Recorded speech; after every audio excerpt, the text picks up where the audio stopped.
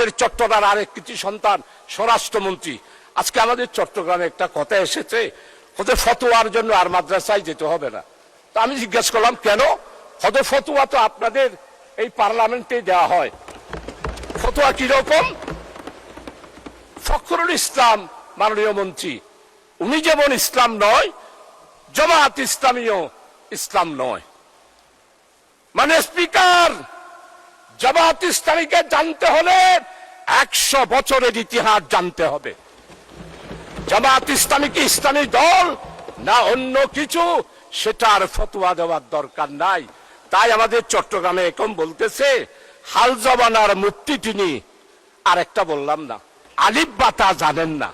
মানে স্পিকার, আমরা ফতোয়ার জন্য আর হাটহাজারে যাব না, ফতোয়ার জন্য পটিয়াও যাব না, ফতোয়ার জন্য লালবাগেও যাব না।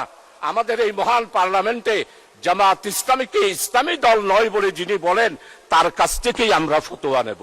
মানে স্পিকার, জামাত ইসলামের ইতিহাস, গণতান্ত্রিক আন্দোলনের ইতিহাস, জামাত ইসলামের ইতিহাস, ইসলামের উপরে যখন এই আঘাত এসেছে, জামাত ইসলামী বজ্রকণ্ঠে রাজপথে প্রতিবাদ করেছে, সারা বিশ্বে স্বীকৃতি দিয়েছে। জামাত ইসলামী হলো ইসলাম রক্ষার জন্য একটি মাত্র বাংলাদেশে, অন্যান্য ইসলামী দলের মতো নয়। জামাত ইসলামী গণতান্ত্রিক, নিয়মতান্ত্রিক, মানুষের অধিকার প্রতিষ্ঠার জন্য, ওয়েলফেয়ার স্টেট কায়েম করার জন্যই জামাত ইসলামী। তাই নির্বাচনের আগে আমাদের বক্তব্য ছিল ন্যায়, ইনসাফ, বৈষম্যহীন, কল্যাণময় একটি রাষ্ট্র আমরা কায়েম করতে চাই। মাননীয় স্পিকার,